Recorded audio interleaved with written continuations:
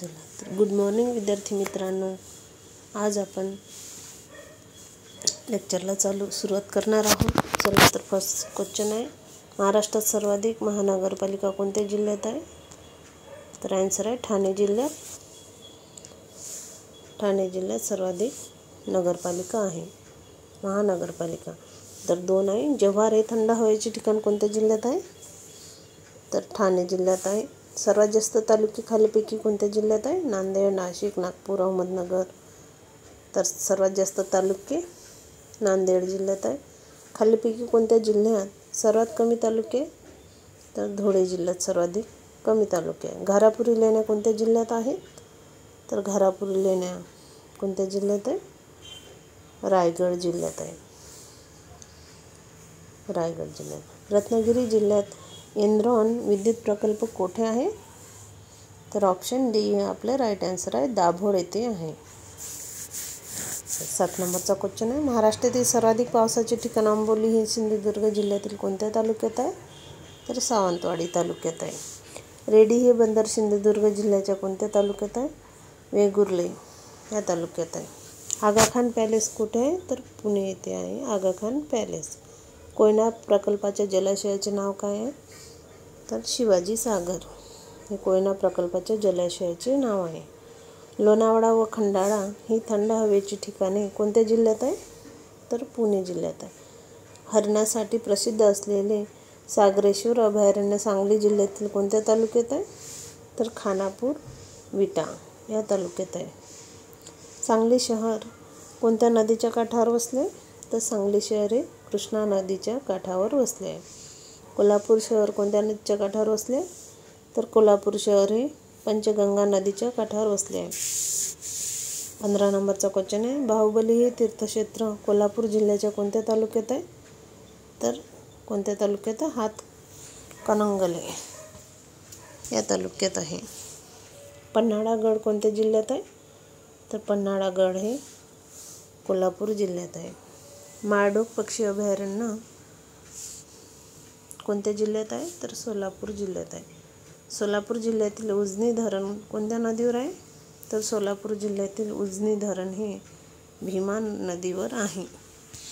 भाभा अणुसंशोधन केंद्र कोठे आहे? तर भाभा अणुसंशोधन केंद्र हे मुंबई येथे आहे. तर कुठे आहे? मुंबई येथे.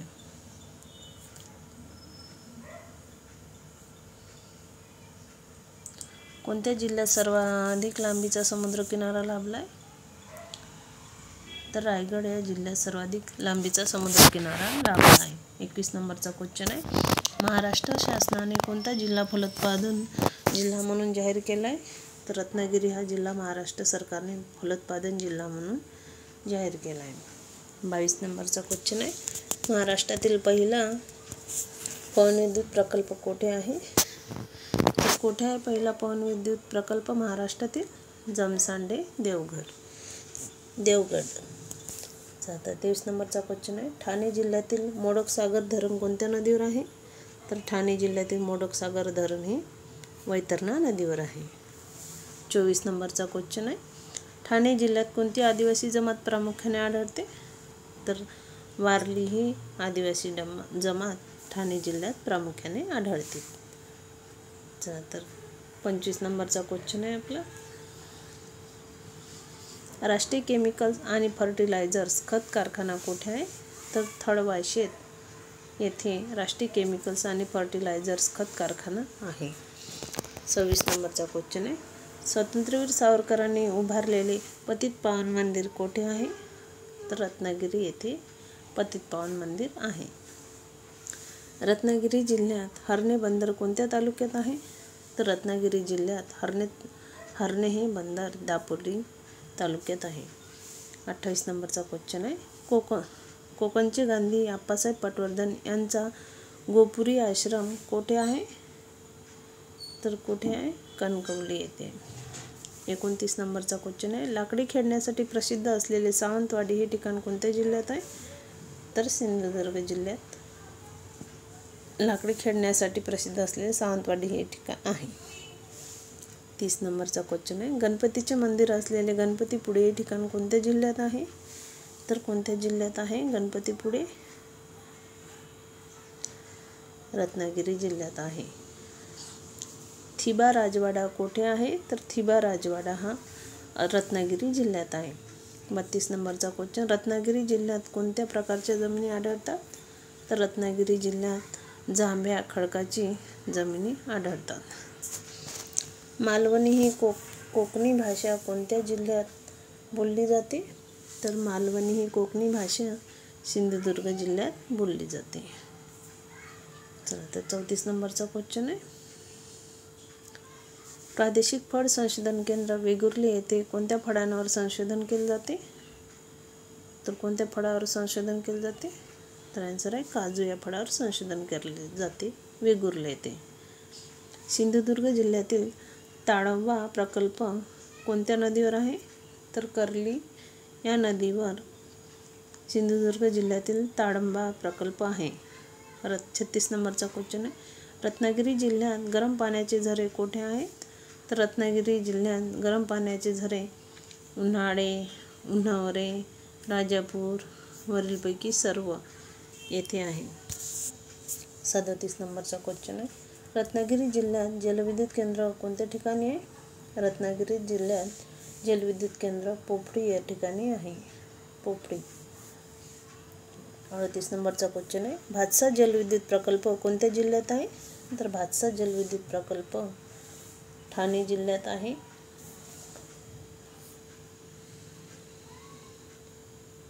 तर कोठे? ठाणे जिल्ह्यात आहे. तारापूर अणुऊर्जा प्रकल्प कोठे आहे? तर तारापूर अणुऊर्जा प्रकल्प हे तारापूर येथेच आहे.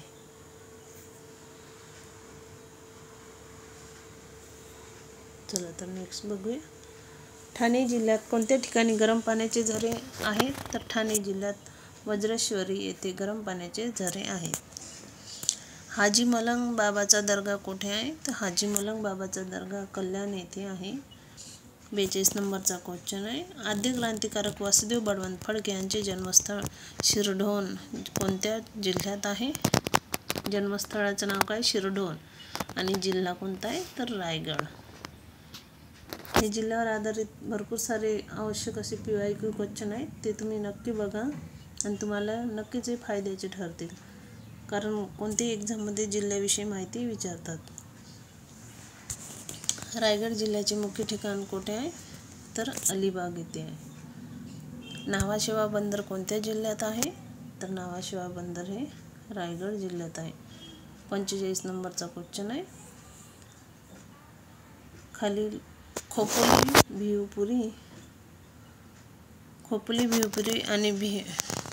भिवापुरी आणि भिरा हे विद्युत निर्मिती केंद्र कोणत्या जिल्ह्यात आहे? तर रायगड जिल्ह्यात आहे. 46 नंबरचा क्वेश्चन आहे, फणसाड अभयारण्य कोणत्या जिल्ह्यात आहे? फणसाड अभयारण्य हे रायगड जिल्ह्यात आहे. 47 नंबरचा क्वेश्चन आहे, लोकमान्य टिळकांचे जन्मस्थान कोठे आहे? तर लोकमान्य टिळकांचे जन्मस्थान हे रत्नागिरी येथे आहे. 48 नंबरचा क्वेश्चन आहे, मार्लेश्वर मंदिर कोठे आहे? तर मार्लेश्वर मंदिर संगमेश्वर येथे आहे. 49 नंबरचा क्वेश्चन आहे, प्रिन्स ऑफ वेल्स म्युझियम कोठे आहे? तर प्रिन्स ऑफ वेल्स हे म्युझियम मुंबई येथे आहे. 50 नंबरचा क्वेश्चन आहे, सिंधुदुर्ग जिल्ह्यातील महत्त्वाची नदी कोणती आहे? तर सिंधुदुर्ग जिल्ह्यातील महत्त्वाची नदी कोणती आहे? तेरेखोल. चला तर आपण हे लेक्चर इथेच थांबूया. परत पुढील लेक्चरमध्ये 50 क्वेश्चन मी घेऊन येणार, जे IMP क्वेश्चन आहेत. नक्की तुम्ही बघा आणि त्यापूर्वी जे नवीन असतील त्यांनी चॅनलला नक्की सबस्क्राईब करा, ज्याच्यामुळे माझं चॅनल तुम्हाला लगेच मिळेल. आणि नक्की माझ्या चॅनलला लाईक, शेअर, सबस्क्राईब करा. चला तर थांबूया.